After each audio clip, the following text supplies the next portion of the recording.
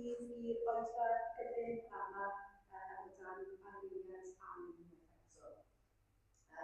Mae rhai aelodau yn eisiau yma, ni'n gweld wrth lle yn eistedd ac yn meddwl am Jean, y map yma Jean wedi chymryd i'r ysbyty a ni'n siŵr gewn ni ddiweddariad ar ei chyfnod hi yn Islam y ddiweddar oedfa. A ni sy'n trafod Megan hefyd am sicilio Megan Williams a roedd hi ddim yn teimlo hwylus i ddod i ddod heddi, ond o'n i moyn ni gofio yn aml iawn at y chi gyd mae'n meddwl amdano ni gyd yma yn y cawl yma. Mae'n dechrau mis newydd, felly cofiwch bod ni yn casglu bwydydd sychion ar gyfer yn ysgolfaeth heddi ac wythnos nesaf hefyd. Reit, ymlaen at y wythnos, felly fory bydd tîm agor y llyfr yn ysgol y Berllan D yn y prynhawn ac wedyn am hanner awr wedi 7 fe fydd yma gyfarfod weddi yma ac hefyd ar Zoom. Dydd Mawrth wedyn am hanner awr wedi 9 bydd y ffrindiau bach yn cwrdd yn y neuadd ac yna yn ddiweddarach am hanner awr wedi 10 y cylch yn cyfarfod am baned a sgwrs yn y caffi. Ac am chwarter wedi 7 o'r ffordd cwrdd diaphoniad. Hefyd tîm Ebenezer wedi gwasanaethu yn y gornel byd amser cinio ddydd Mercher. Ac yn ymlaen at y sir nesaf, Alun fydd yn harwain unwaith eto yn y ddwy oedfa. Felly, croeso cynnes i'r byd. Diolch.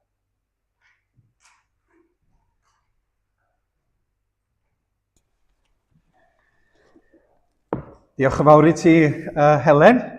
Double shift i Helen pnawn 'ma ar yr organ ac yn cyhoeddi, a da ni ddiolchgar iawn am ei gwasanaeth fel hyn o sul i sul. A gai ategu croeso, Helen, i chi gyd. Mae'n hyfryd cael eich cwmni chi yn yr oedfa wrth i ni addoli Duw gyda'n gilydd. Ac yn nes ymlaen yn y gwasanaeth, mi fyddwn ni yn cymuno, a mae 'na wahoddiad i bob un sydd yn caru yr arglwydd Iesu Grist i ymuno gyda ni wrth ei fwrdd. Ychydig adnodau o lyfr y proffwyd Habacuc, y geiriau trawiadol olaf yn llyfr i broffwydoliaeth. Medda Habacuc, nad yw'r ffigysbren yn blodeuo, ac nad yw'r gwynwydd yn dwyn ffrwyth, i'r cynheuaf olew ballu, ac nad yw'r meisydd yn rhoi bwyd, i'r praidd ddarfod o'r gorlan, ac nad oes gwartheg yn y bydau. Eto, llawen uchaf yn yr arglwydd, a llawen haf yn yw fy iachawdwriaeth.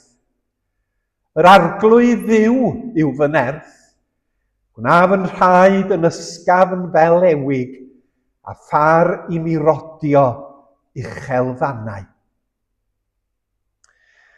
Yr proffwyd yn dweud, beth bynnag ydy'n hamgylchiadau ni, mae ganddo ni fel Cristnogion reswm i lawenhau.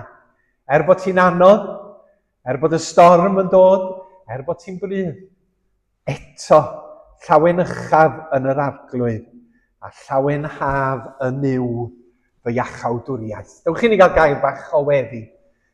Wrth i ni gychwyn yr addoliad y prynhawn yma, da ni yn gofyn am dy fendith di wrth i ni ddod at yn gilydd. Ti sydd yn rhoddi anadl bywyd, anadl einioes ynom ni, yn yn heglwysi ac yn yn tystiolaeth. Ac yn ôl addewid yr arglwydd Iesu, fe weddiwn y bydd yr anadl hwnnw yn cael ei anadlu arnom ni yn awr. Caniatáu ni deimlo dy bresenoldeb drwy yr ysbryd glân, yn llenwi yn meddylia a'n heneidia, yn tywys yn calonau ata ti dy hun, yn agor y gair y byddwn ni'n ei ddarllen ac yn ei myfyrio arno gyda'n gilydd, fel bod ni'n deall, fel bod ni'n cael maeth i dy glodfori a dy ddilyn di. Cliw yn gweddi, oherwydd y gofynnwn hyn, yn enw Iesu Grist ein harglwydd. Amen. Yr emyn cyntaf, dywch chi ni ganu y geiriau hyn o ddinas gadarn Duw ein Ior, curo o'r tymhestloedd, ei sylfaen gref a'i miriau cry a beri yn oes oesoedd. Yr emyn cyntaf.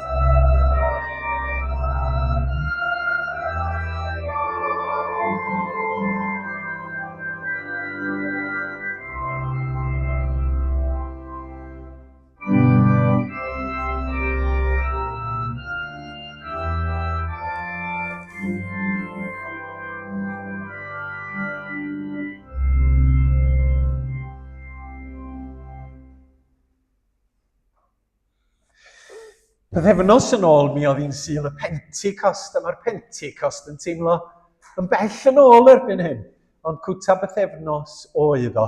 Ac yn oedfa'r prynhawn, ddaru ni ddechrau edrych ar nodweddion a natur yr eglwys gynnar wrth iddi ddatblygu a thyfu o dan fendith yr Ysbryd Glân. Felly y Sul yma, a'r Sul nesaf yn oedfa'r Prynhawn, da ni'n mynd i edrych ar nodweddion yr Eglwys, gwaith yr Ysbryd Glân, ac hefyd edrych arna ni hefyd, ac ar yn eglwysi ni yn hunan.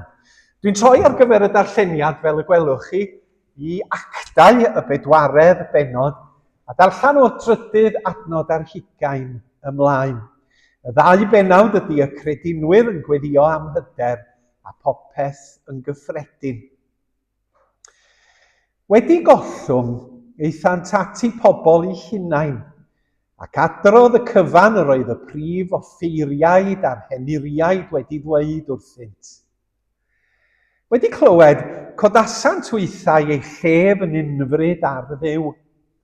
O ben llywydd, tydi a wnaeth y nef a'r ddeiar a'r môr a phopeth sydd ynddynt, ac a ddywedodd drwy'r Ysbryd Glân yng ngenau Dafydd dy Was ein tad ni, pam y terfysgoedd y cenhedloedd a chynlluniodd y bobloedd bethau ofer.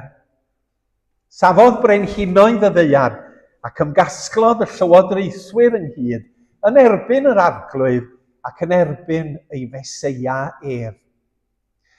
Canis yn y ddinas hon yn wir ymgasglodd yn erbyn dy was sanctaidd Iesu, yr hwn a'i neiniaist, Herod a Pontius Pilat ynghyd â'r cenhedloedd a phobloedd Israel, i wneud yr holl bethau y rhagluniodd dy law ath gyngor di iddynt y ddod.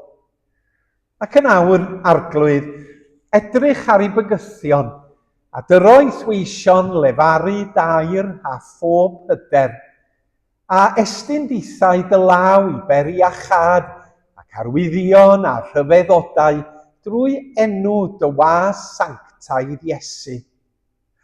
Ac wedi iddynt weddio, ysgydwyd y lle yr oeddent wedi ymgynnull ynddo, a llanwyd hwy oll ar Ysbryd Glân, a llefarasant air Duw yn hi. Yr oedd y lliaws credinwyr o un galon ac enaid, ac ni fyddai neb yn dweud am ddim o'i feddiannau, mae ei eiddo ef ei hun ydoedd, ond yr oedd ganddynt bopeth yn gyffredin. A nerth mawr yr oedd yr apostolion yn rhoi tystiolaeth am atgyfodiad yr arglwydd Iesu, a gras mawr oedd arnynt oll. Yn wir, nid oedd neb anghennus yn ei plith, oherwydd byddai pawb oedd yn berchnogion tiroedd neu dau yn ei gwerthu, yn dod ar tal am y pethau a werthyd, ac yn ei roi wrth draed yr apostolion. A'r hynny di bawb yn ôl fel y byddai angen pob un.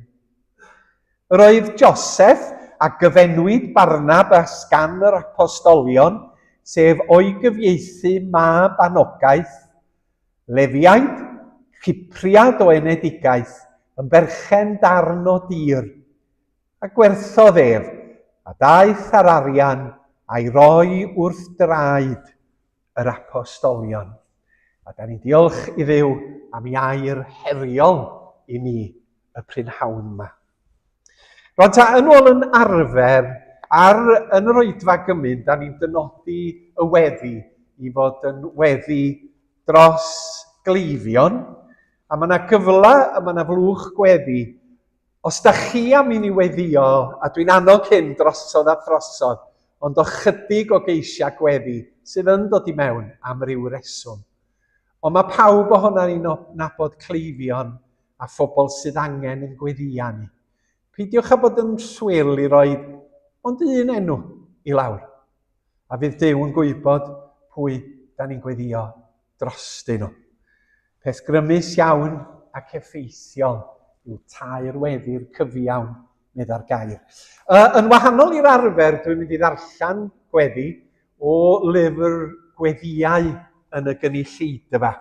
A teitl y weddi ydy Gweddi dros y cleifion. Felly, dewch i ni blygu pen a throi at yr arglwydd mewn gweddi.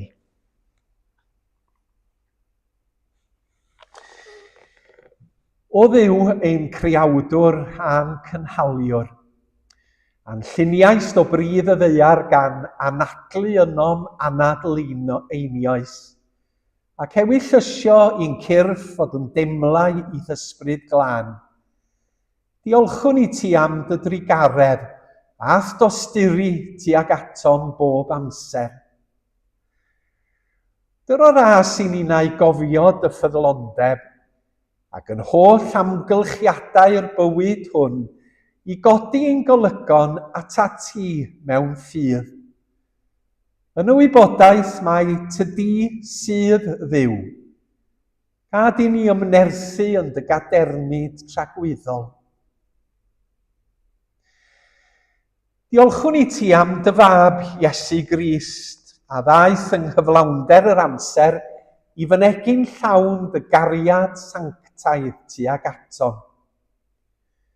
Cofiwn y dystiolaeth amdano yn mynd oddi amgylch gan wneithur Daioni, yn iachau pob clefyd ac afiechyd, gan roi golwg i'r dall a chliw i'r byddar, a pheri'r cloffion gerdded a'r myd siarad, a dwy'n heddwch i'r meddwl a gythryblyd, a maddeuant pechodau i bob un, a ddioddefau boenau euogrwydd.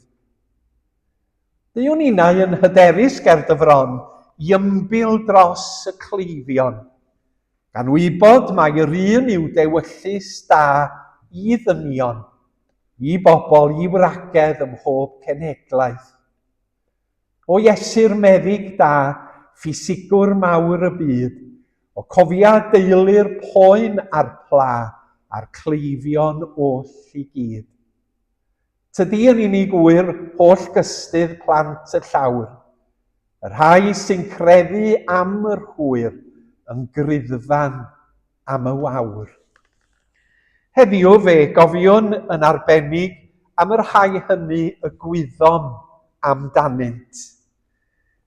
Clyw yn gweddi dros Mair Evans, Jean Thomas, Linda, Wyn Davies, Iwan Morris, Barry Davies, Richard Lonergan. Yn ei hangen dyroeddynt ffydd dawel yn dy ddaioni, a phrawf wrth dangnefedd sydd i'w chlaw pob deall yn gwarchod i calonnau a'i meddyliau. Gwna hwy yn drech na'i hofnau, a sicrha hwy mae digon i'w dras ar gyfer ei holl eisiau. Bendithio'r rhai hynny sydd yn gweini arnyn nhw, ac os yn unol a thewyllus sanctaidd adfer hwy iechyd drachefn gogoniant i thenw. Fe roeddwn diolch i ti am ysbytau ein gwlad am byd. Llawen hawn fod y ddawn i achau a welwn yn yr arglwydd Iesu Grist wedi cerdded ymhell gan ddwyn i gleifion llawer gwlad, obaith am fywyd gwell. Boed y fendith ar y rhai a elwais di fod ar rhan yn dy waith iachau heddiw, a dyro i feddygon a nyrsys a phawb sy'n gweini ar gleifion, doethineb ac amyneb, a chariad a thynerwch. Llwydda ymdrechion y sawl sy'n ymchwilio i achosion afiechyd a phoen, a pherffeithia law a deall dynoliaeth iachad a'r rhyddhad i dyrfa fawr. Yn y dyddiau gynt pan ordeiniodd Iesu y 12 i fod gydag ef, fe roddais dwynidogaeth iachau i theglwys, ac anfonais dy disgyblion i bregethu efengil y deyrnas, i achau y cleifion ac i fwrw allan gythreiliaid. Os yn unol a thewyllus, adnewydda trwy dysbryd glân y ddawn i achau yn ein plith.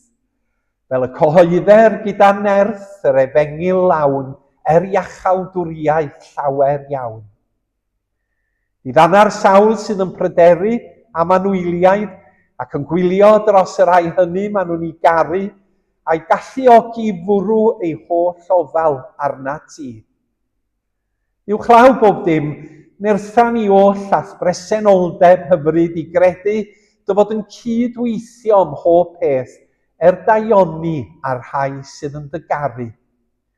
Yn sicrwydd y ffydd orfoleddus hon, na ni yn fwy na choncwerwyr. Ei syfwn arnat i wrando ar ein gweddi, yn enw ein harglwydd Iesu Grist. Amen.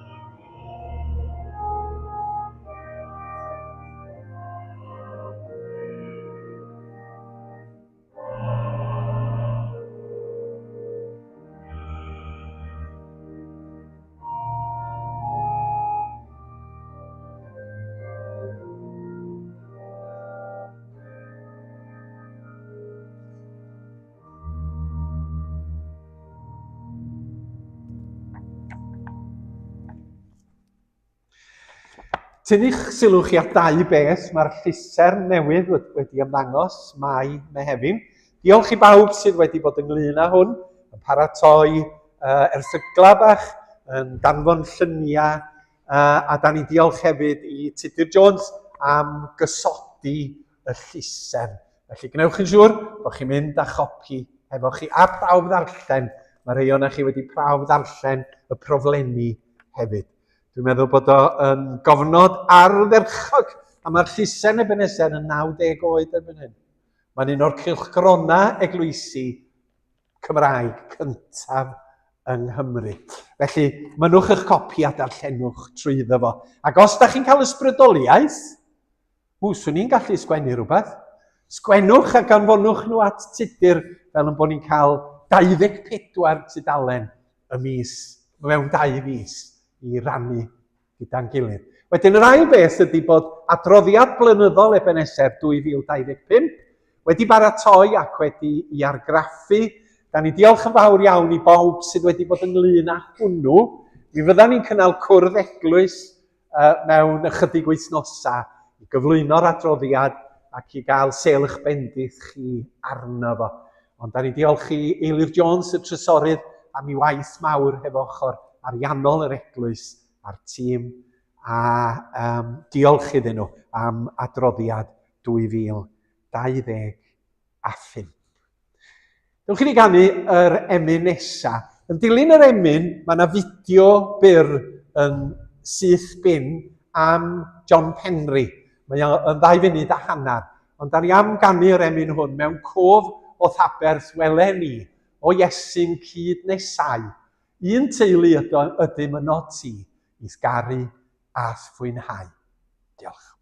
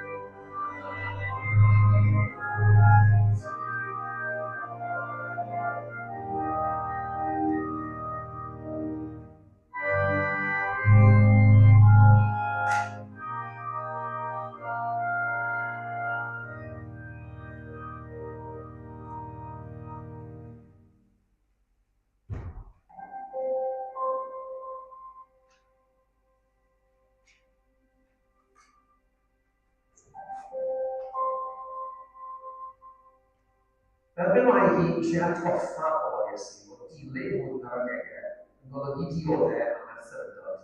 Fe gadwodd yr eglwys wyl y merthyr cyntaf a honno ers cyfrifoedd drannoeth byd Nadolig. Beth oedd y trosedd Steffan? Dweud y gwir, dyna i gyd a dyna ddigon. Lladdwyd ef o'r herwydd. Sy'n adre Steffan yn gynnal dan y fath bwysau o'r casedd.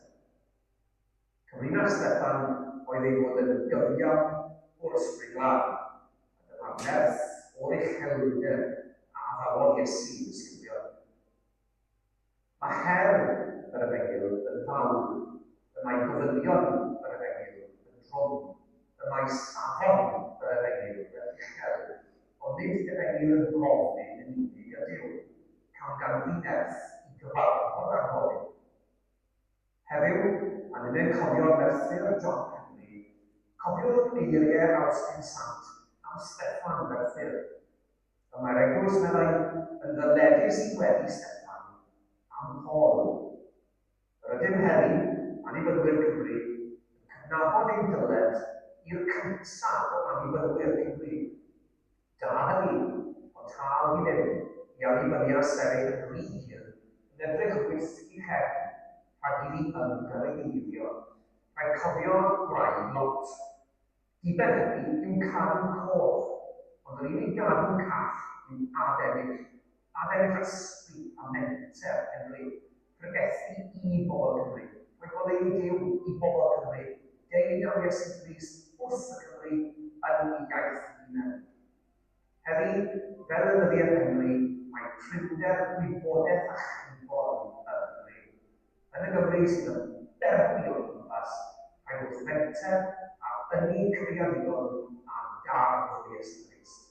Gael hynny ddim ond wrth ymneillio o hyn y datblygodd y neilltugaeth i fod yn eisiau ar fydd John Henry, annibynwyr sy'n annibynnol ar annibyniaeth.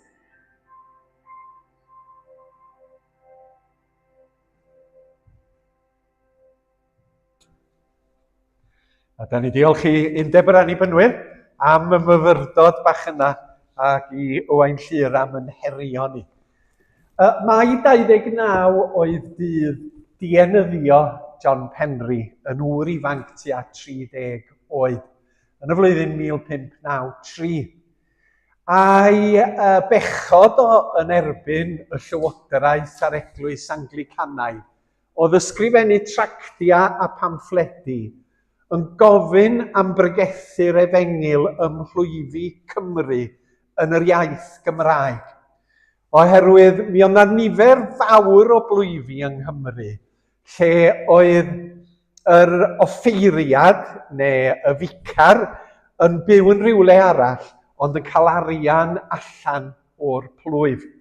A mi oedd pregethu'r Efengil yn brin iawn. Oedd unrhyw fath o breges yn digwydd yn achlysurol bob ryw fis, bob ryw 6 wythnos. Ac felly yn y cyfnod hwnnw doedd, ac yn Lladin neu yn Saesneg oedd hynny'n digwydd, felly doedd mwyafrif pobl Cymru ddim yn cael clywed am Efengil fendigedig yr arglwydd Iesu Grist. A dyma John Penry, oedd wedi bod yn coleg yng Nghaergrawnt, dwi'n edrych ar Elwyn yn y fan yma, yn Peterhouse dwi'n credu, oedd wedi bod yn gynnar yn cael addysg, a fe welodd o drwy arweiniad Duw bod yr hyn oedd yn digwydd yng Nghymru yn anghywir. Mi sgwennodd o, a'i roi o mewn llyfrynau a phamffledi, ac fe gafodd o'i arestio oherwydd i fod o hefo agweddau teyrnfradwriaeth, treason, yn erbyn y llywodraeth a'r eglwys Anglicanaidd. A tua 30 oed oedd o yn cael ei dienyddio yn Llundain. Ac ar y pryd, adag i farwolaeth, mi oedd o wedi dechrau mynychu eglwys annibynnol yn Llundain. Ac felly, da ni yn trysori yn hanes, yn trysori y bobl hynny oedd wedi sefyll dros yr arglwydd Iesu Grist, pan oedd o'n golygu i bod nhw'n dioddef ac yn cael ierlyd. Lle da ni mewn cyfnod di-hyd am gymaint o bethau yn cael rhyddid, a da ni'n betrus i rannu'r Efengil hefo pobl eraill. John Penry, mai 29 bob blwyddyn. Rwan ta, am ychydig funudau, cyn i ni gymuno gyda'n gilydd, dwi'n mynd yn ôl i gyfnod y Pentecost, yn ôl i'r eglwys fore, ac os y cofiwch chi bythefnos yn ôl, nes nathon ni'n gorffan yr oedfa mewn gwirionedd. A be da ni'n ystyried ydy, be oedd nodweddion yr eglwys Gristnogol ar y cychwyn, pan ddaeth yr Ysbryd Glân, mi oedd yr Ysbryd Glân yn helpu i foldio mewn gwirionedd corff newydd o ddilynwyr yr arglwydd Iesu, oedd yn seiliedig ar draddodiad Iddewig ac ar y genedl Iddewig. Be oedd ei natur i? Be oedd ei gweithgarwch i? Beth oedd y pwysleisiadau? Felly, na ni gyffwrdd â 3 o'r pethau yma'n sydyn yn ystod y 10 munud nesaf, a dod nôl, os Duw a'i mynd mewn wythnos, i edrych ar ragor o'r nodweddion. A dwi'n mynd i Actau 2, nathon ni ddarllen o Actau 4, dwi am mynd i Actau 2, a sylwi ar baragraff ar ddiwedd penod 2, sydd yn sôn am naws yr eglwys fore. A da chi'n teimlo dwyster, da chi'n teimlo egni, da chi'n teimlo cyffro yn rhan o'r hyn oedd yn digwydd ymhlith y Cristnogion cyntaf. Adnod 41, nes i roed yr un anghywir i tudur, ymddiheuriadau tudur, yn yr ail benod. Felly, bedyddiwyd yr rhai dderbyniodd ei air, oedd Pedr newydd bregethu, mi oedd yr ysbryd wedi dwysbigo pobl wrth wrando ar y neges yma am yr arglwydd Iesu yn marw ac yn atgyfodi a'i fod o eto'n fyw, a dyma na bobl yn y fan a'r lle yn ymateb ac yn gofyn beth wnawn ni. Ac ychwanegwyd atynt y diwrnod hwnnw tua 3,000 o bersonau. 3,000 o bersonau yn dod i ffydd yn yr arglwydd Iesu. Be fysa ni'n neud sa hynny'n digwydd heddiw yma? Sa ni'n cael panics piws yn bysan. 3,000 o bobl yn dod i ffydd. Oherwydd mae'n bwysig os ydy pobl yn dod i gredu'n Iesu Grist, i bod nhw yn cael cymuned Gristnogol i fyw ynddi hi, a'i bod nhw'n cael hyfforddiant i ddysgu mwy. Oherwydd nid magic ydy dod yn Gristion, a da chi'n gwybod bob dim am ddiw ac am Iesu Grist ac am iachawdwriaeth, a sut da chi fod i ymddwyn, a sut da chi fod i ymdrin a'ch cydyn. Nid rhyw ddigwyddiad magic ydy o, ond drwy ni ddod i ffydd, da ni'n dechrau ar daith ffydd mewn ffordd newydd. Lle da ni angen dysgu, lle da ni angen aeddfedu a ffrifio. Ac felly mae eglwys yn hanfodol i Gristion fyw bywyd ysbrydol iach a thyfu yn y ffydd fel meithrinfa. Oherwydd yn y hanesyddol, dwi wedi dod i'r casgliad na un o gamgymeriadau mawr ym neilltuaeth yng Nghymru. Chi wedi clywed am y diwygiadau yma yn y 4th ganrif ar 15, a nid 10 o aelodau newydd, nid 100 o aelodau newydd, ond miloedd ar filoedd o bobl yn dod i'r eglwysi am y tro cyntaf. Diwygiad 1859. 100,000 o bobl yn dod o'r newydd i ffydd. Yng Nghymru, canran uchel o'r boblogaeth. Y camgymeriad oedd, doedd yr eglwysi ddim yn gallu i hyfforddi nhw, a'i meithrin nhw, a'i tyfu nhw yn y ffydd, oherwydd doedd ganddyn nhw ddim yr adnoddau naturiol i wneud hynny. Ac o ganlyniad, mi oedd na beth yn digwydd o fewn yr eglwysi, oedd yn tanseilio y neges ei hun yn y diwedd. Ond darlith arall ydy honno. Ond be ddigwyddodd yn yr eglwys fore, oedd bod pobl wedi dechrau cyfarfod yn enw yr arglwydd Iesu Grist. A nes i gyffwrdd pythefnos yn ôl, ond dwi'n mynd i'ch atgoffa chi, bod yr eglwys yn eglwys oedd yn dysgu. Gwrandwch beth sydd yn adnod 42. Roeddent yn dyfalbarhau yn ysgeidiaeth yr apostolion ac yn y gymdeithas ac yn torri'r bara ac yn y gweddiau. Oedd hyn yn digwydd yn yr eglwys. Mi oedden nhw'n dysgu be oedd yr apostolion yn ei ddysgu. Be oedd yr apostolion yn ei ddysgu? Darllenwch yr Efengyla, darllenwch llythyrau Paul. Mi oedden nhw'n dysgu'r hyn a ddysgodd yr Iesu iddyn nhw. Mi oedden nhw wedi bod wrth draed yr arglwydd Iesu am gyfnod, am flynyddoedd, ac oedden nhw'n rhannu gyda'r Cristnogion, oedd yn rhoi ffydd yn Iesu Grist, y ddysgeidiaeth a'r arweiniad yr oedd Iesu wedi rhoi. Ac yna nes ymlaen, mi oedd Paul yn sgwennu lythyrau. Mi oedden nhw'n dysgu mwy am ei ffydd. A mae hyn yn hanfodol i eglwysi. Mae hyn yn hanfodol i'r Cristion unigol. Yn bod ni'n mynd ati, nid i aros yn yn hunfan, nid fel chwadan hefo un goes. Oedd prif weinidog Cymru ddudodd hynny? A chi, Rhodri Morgan yn sôn am y chwadan efo un goes, yn aros yn ei hunfan. Nid dyna di'r Cristion, ond da ni'n dysgu, da ni'n gwrando, da ni'n gweddio, da ni'n hyfforddi yn gilydd i ddysgu mwy am Dduw, i ddeall mwy am yr arglwydd Iesu, ac i fod yn agored i waith yr ysbryd glân.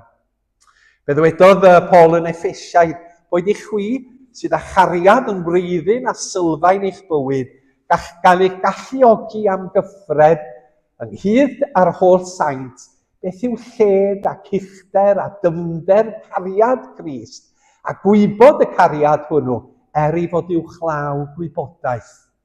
Felly dydir chwi i gyflawnder, hyd at holl gyflawnder Duw.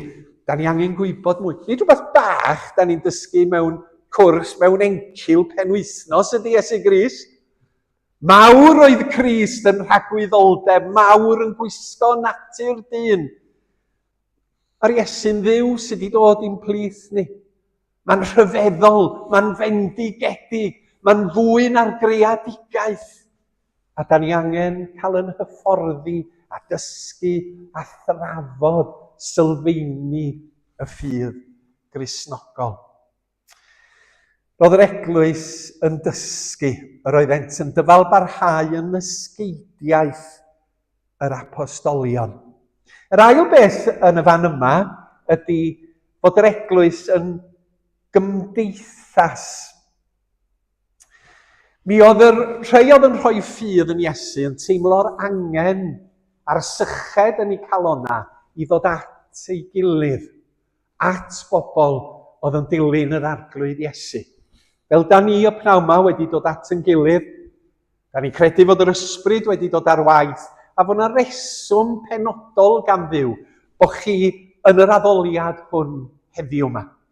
Oherwydd fel ddaru ni ganu yn yr emyn oedd Helen di ddewis, pan mae yna 2 neu 3 yn dod ynghyd yn enw'r arglwydd Iesu, mae yna fendith ychwanegol i'w gael, sydd yn wahanol i pan da ni ar yn penna'n hunan fel Cristnogion.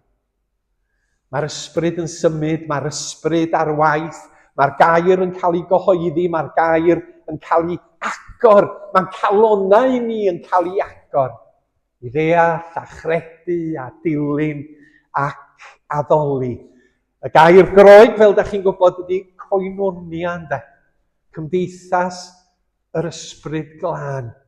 A mae'n wefreiddiol yn bod ni'n cael bod yn rhan o'r gymdeithas yma, heddiw yma. Fel eglwys Ebenezer neu pa bynnag eglwys da ni'n aelod ohoni, bod ni yn y koinonia yn chwiorydd ac yn frodyr i'n gilydd. A'r ysbryd glân sy'n gwneud hyn, yr ysbryd glân sydd yn arwain i ddysgu, sydd yn arwain i fod yn gymdeithas o bobl Dduw. A chi bod, mae'r Beibl yn disgrifio yr eglwys mewn amrywiol ffyrdd. Oedd yr Iesu'n dweud, chwir yw'r wir winwydden. Dyna un darlun o'r eglwys Gristnogol. Chi ydy'r praidd, fi ydy'r bugail, darlun o'r koinonia Cristnogol. Corff Crist, teulu Duw, yr Israel newydd. Da ni'n rhan o rhywbeth arbennig sydd yn mynd nôl i dywalliad yr ysbryd glân ar ddydd y Pentecost. A Duw drwy'r ysbryd yn creu cymuned ffydd arbennig. A mae rhaid ni ddal gafal yn hynny fel Cristnogion. Nid ni sy'n special, Duw sydd yn special. Nid ni sydd yn arbennig, Iesu Grist sydd yn arbennig. Ond drwy ni fod yn ei bresenoldeb o, mae o'n yn gwneud ni yn unigryw. Felly mi oedd yr eglwys yn dysgu yn y dyddiau cyntaf un, mi oedd yr eglwys yn sylweddoli bod ti yn gymdeithas arbennig. A nid clwb diwylliannol di eglwys, nid clwb cymdeithasol ydi eglwys. Mae yna elfennau cwbl unigryw i eglwysi Cristnogol fel Ebenezer, oherwydd mae corff yr arglwydd Iesu Grist yda ni. Peth arall sydd yn cael ei ddeud, mae'n syml iawn, ond mae'n berthnasol i ni o prynhawn yma, ydy bod nhw'n torri bara hefo'i gilydd. A 2000 a mwy o flynyddoedd yn ddiweddarach ar ôl y disgrifiad yma ar Eglwys Fore, beth da ni'n wneud fel Ebenezer?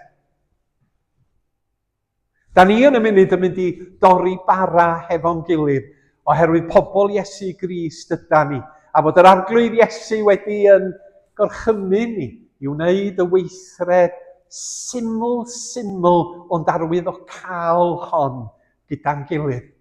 Be sy'n fwy syml na cydfwyta bara a cyfed gwyn gyda'n gilydd? Ond eto, yn y weithred, mae yna arwyddocad enfawr yn does. Oherwydd mae'r Iesu'n dweud, gnewch hyn i gofio amdana fi. Felly mae y cymyn, dan dylanwad yr Ysbryd Glân, yn cyfeirio'n meddyliau ni at yr arglwydd Iesu Grist. Fel sydd wedi digwydd drwy'r canrifoedd i gyd. Mae'n dod â ni at sylfaen yn ffyr. Oherwydd yn aml, da ni'n hoffi ymwneud â rhyw bethau ymylol. Efo pethau ar ymyl ffyr. A mae'r cymyn yn dweud rwan ta. Dowch at y gwraidd. Dowch at y sylfaen. Be ydy'r sylfaen? Y sylfaen ydy cariad rhyfeddol Duw yn Iesu Grist. A be mae'r Iesu'n dweud? Hwn yw fy nghorff a dorri'r trosoch. Felly mae'r cymyn, nid yn unig yn cyfeirio ni at Iesu, ond yn cyfeirio ni at farwolaeth a berthol yr arglwydd Iesu dros ein pechodau ni. A mae'n deud am y gwyn yn dydi. Mae'n beth rhyfedd mewn cyd-destun gwahanol. Hwn ydy fy ngwaed a dywalltwyd trosoch. Mae'n rhyfedd pan da ni sôn am hynny mewn cyd-destun tu allan i Gristnogaeth. Ond be mae o'n neud ydy arwain yn meddyliau ni yn addolgar, feddylgar, i gael yn llorio gan gariad bendigedig Duw yn yr Iesu. Ac oherwydd yn bod ni'n gwneud llanast o fywyd, oherwydd bod dynoliaeth yn anifydd a drwg ac yn cael ei llenwi hefo casineb ac eiddigedd a hunanoldeb, mae'r Iesu wedi dweud, dwi'n anfon fy mab i ddelio hefo hyn yn y gwreiddyn. Ac wrth i ni fita bara a cyfed y gwyn gyda'n gilydd, da ni'n cofio am yr aberth bod Iesu wedi rhoi ei hun dros yn pechodau ni. Ac wedi cymryd hynny ar ei ysgwyddau hun. A mae o'n dweud, dwi'n eich caru chi gymaint fel y mod i'n mynd i gymryd y gost am eich anufuddod chi, ddynoliaeth a unigolion. Mae'n weithred syml, ond mae arwyddocad yn ddwys ryfeddol fendigedig, oherwydd mae o'n golygu, os ydym ni'n rhoi ffydd yn yr arglwydd Iesu, bod ni'n cael maddeuant a bywyd newydd, am bod ni'n rhydd o iogrwydd. A mae iogrwydd yn gwasgu ar bobl ribid i res yn ein cyfnod ni. A maen nhw'n cael eu gwasgu gan bethau maen nhw wedi wneud yn anghywir. A mae'r Iesu'n dweud, tora'r bara, cofia'r aberth, a creda yno fi. A mi oedd y Cristnogion cyntaf yn gwneud hyn. Fel da ni'n gwneud. A mae'n linyn cyswllt uniongyrchol yn dydi. Rhyngon ni a Cristnogion drwy'r canrifoedd. Efo Cristnogion y byd heddiw yma. Nid ni'n unig sy'n cymuno, ond mae Cristnogion y byd yn cymuno ar y sul hwn. Ac yma mae'n arwydd o undod hefyd.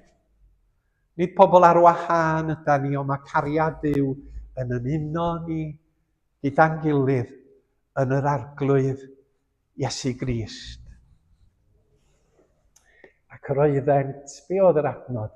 Apostolion ac yn y gymdeithas yn torri bara ac yn y gweddiau.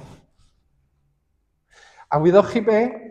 Dwi'n mynd i adael y gweddiau tan yr wythnos nesaf, mwyn i ni gymuno gyda'n gilydd. Ond teimlwch y cyffro sydd yn y fan yma. Yr undod, y cyd symud a bendith yr Ysbryd Glân. Mwyn i enw. Amen. Dyma ni chydig o gyflwyniad ar y sgrin yn fama i'r emyn nesaf.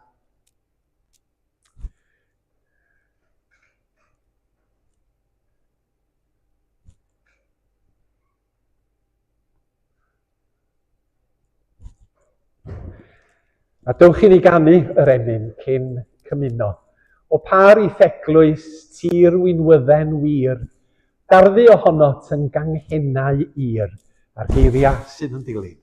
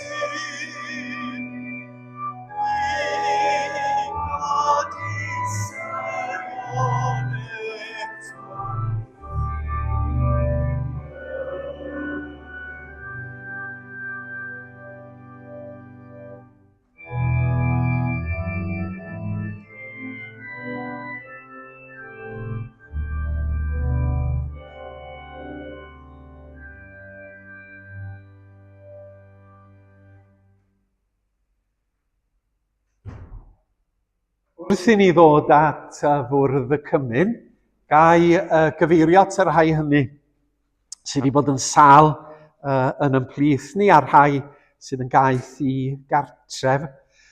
Da ni'n cofio yn arbennig y prynhawn yma am Mair Evans ac yn gofyn i Leri a Garwel i fynd am dymuniadau da iddi hi. Oedd Leri'n dweud bod ti'n fymryn bach yn gwell. Nes i gweld ti dydd Gwener, bod ti wedi cael moddion a da ni dymuno yn dda i Mair. Hefyd, da ni cofio am Megan Griffiths sydd ddim yn cincoed, sydd ddim yn codi allan o'r tŷ ar hyn o bryd. Megan Williams, fel oedd Helen yn sôn, yn dod allan yn achlysurol. Da ni hefyd yn cofio am Jean Thomas, Mi as i mewn i'r ysbyty ddoe, mewn ambulans.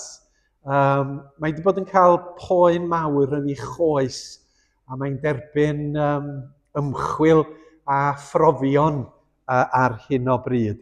Oedd Malcolm bore yma yn y gwasanaeth, ac o'n ni yn rhyfeddu ati ddewder o, ac os oedd o'n amlwg yn fregus ac yn poeni am Jean.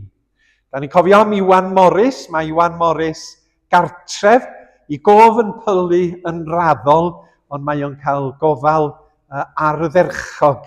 Mae o'n cofio yn ôl yn bell, yn reit dda, ond tydi o ddim yn ymwybodol o'r hyn sydd yn digwydd nawr. A da ni hefyd yn cofio ac yn meddwl am Delor a Tom Wedlick.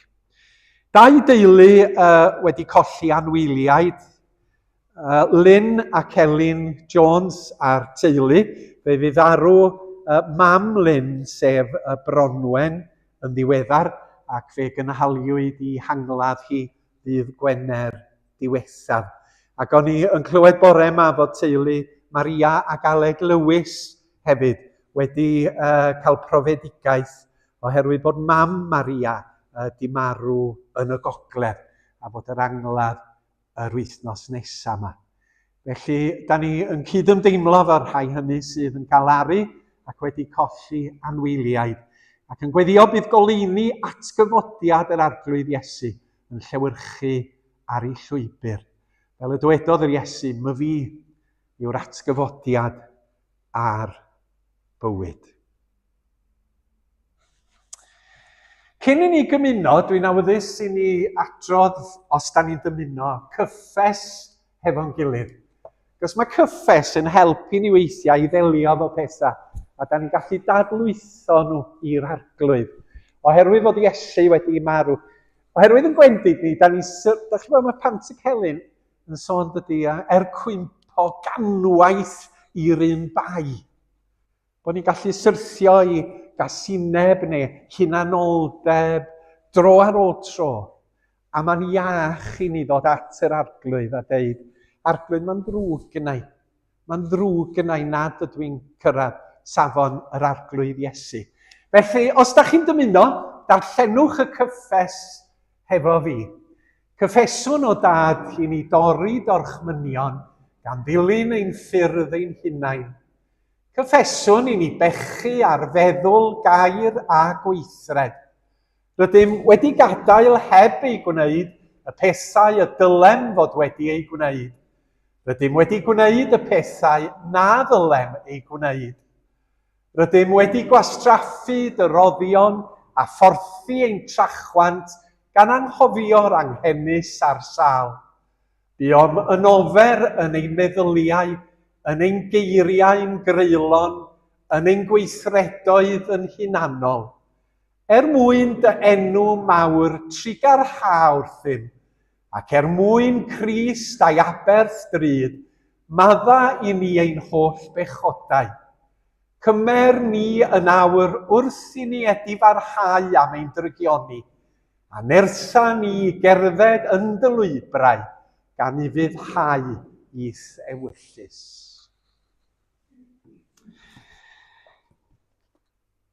Clywch eiriau yn harglwydd Iesu. Dewch ataf i bawb sy'n blinedig ac yn llwythog, ac fe rodda fi o'r ffwystra i chwi. Gan edifarhau am ein pechodau, deuwn at ffwrdd yr arglwydd Iesu Grist, yn llawn hyder ffydd bod ein pechodau wedi maddau yn ei waed. Ordeiniodd Iesu fod y bara a'r gwyn yn arwyddion o'i aberth ef drosom unwaith ac am byth.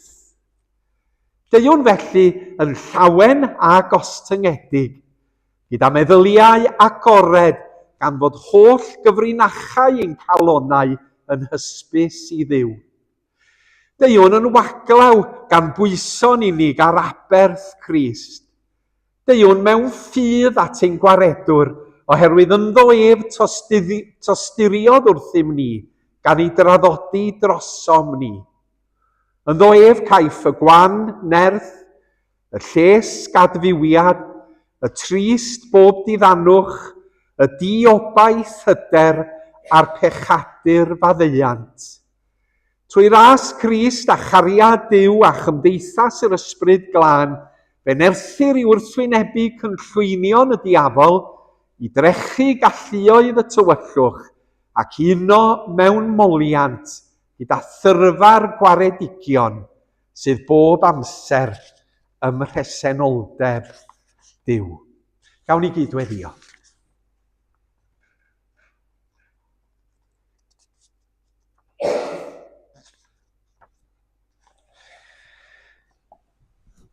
Arglwydd i'n Duw, fe blygwn ger dy fron wrth i ni gyfranogi yn awr. Torri bara a cyfed y gwyn gyda'n gilydd, yn ôl gorchymyn yr arglwydd Iesu. Gwna rhain yn funudau arbennig i ni ar lwybr ffydd. Da ni'n aml yn newynu am ystyr a phwrpas a maddeuant. Ac yma gyda thi, mae rheini i'w cael. Da ni'n cael ystyr lawn, da ni'n cael maddeuant am bob trosedd, fel y bod ni'n gallu gadael yr oedfa hon a'r cymyn hwn, a'r maglau wedi torri am traed yn gwbl rhydd, i wynebu y dydd a'r wythnos sydd o'n blaena yn rhyddid yr ffydd Gristnogol. Cynorthwya ni yn awr i sylweddoli yn bod ni'n cofio aberth rhyfeddol yr arglwydd Iesu Grist gyda'n gilydd. Fe roes ei ddwylo pur ar led, fe wisgodd goron ddraen, mwyn i'r brwnt gael bod yn lân fel hyfryd liain main. A'i fod wedi gwneud hynny dros bob un ohona ni fel unigolion. Yn rhyfeddol, yn gariadus, yn rasol, yn hael. Ac ynddo ef mae dy gariad a berthol di yn cael ei ddangos mor glir. Helpa ni o roi yn ffydd yn yr arglwydd Iesu i ddangos y cariad a berthol hwnnw yn ein bywyd o ddydd i ddydd. Yn ein perthynas gyda'n teuluoedd i gyd, yn bod ni'n eu caru nhw yn aberthol, yn ein gwaith gyda chydweithwyr, yn ein cymdogaeth gyda'n cymdogion, fel dinasyddion cenedl y Cymru ac fel dinasyddion cenhedloedd y byd, gad i ni adlewyrchu cariad aberthol yr arglwydd Iesu. Fel dy fod ti yn defnyddio ni fel halen a goleuni yn y byd anghennus hwn. Ac yn awr bydded y bara hwn i'n ffydd ni yn gorff yr arglwydd Iesu a dorwyd trosom, a'r gwyn hwn i'n ffydd ni yn waed yr arglwydd Iesu a dywalltwyd ein mwyn. Gofynnwn hyn yn enw ac yn heiddiant yn gwaredwr Iesu Grist. Amen. Mewn i fuddod i'r arglwydd Iesu ac i gofio amdano y gwnawn ni hyn. Oherwydd bu'r arglwydd Iesu yn nos y bradychwyd ef gymryd bara ac wedi iddo ddiolch ef ei torodd ac a'i rhoddodd iddynt gan ddweud, cymerwch, bwytewch. Hwn yw fy nghorff a dorri'r trosoch. Gwnewch hyn i gofio amdanaf.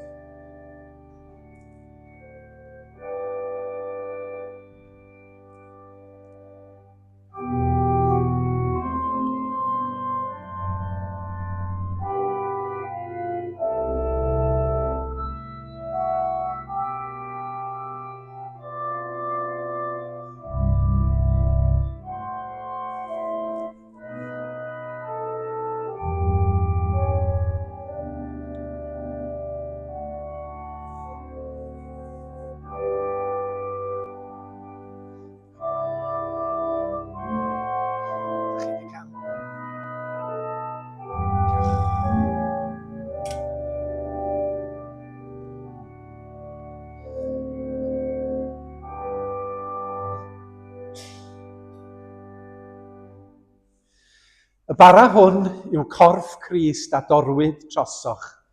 Cymerwch a bwytewch cof amdano.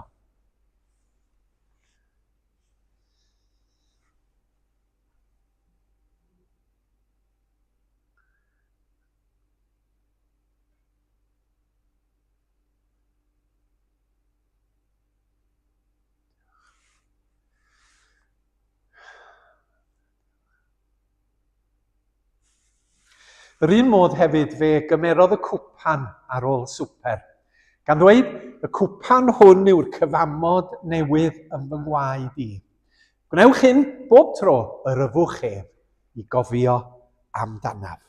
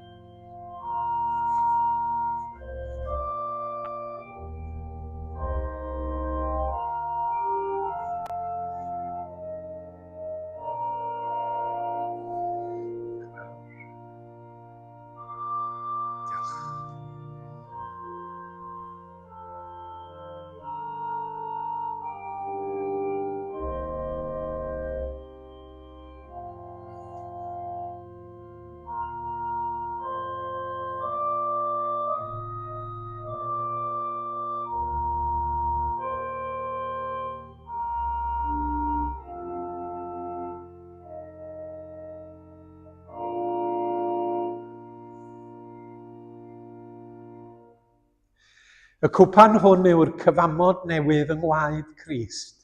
Yfwch bawb o hwn.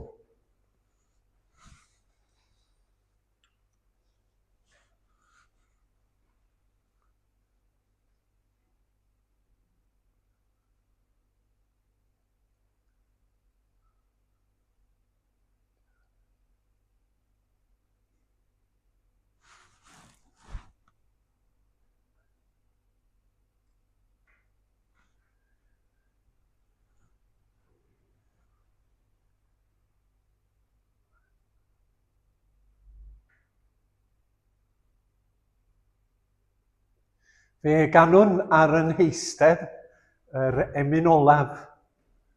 O gariad anfeidrol ei faint, bod llwch mor anheilwng yn cael y fath fraint, yr emyn olaf.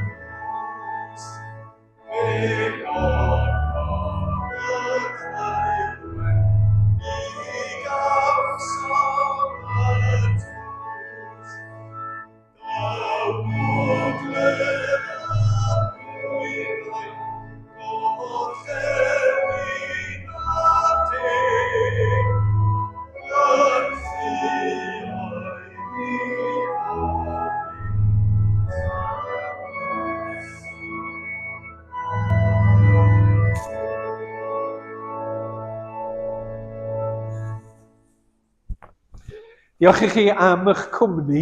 Gobeithio bod chi wedi profi'r cariad yn Iesu Grist.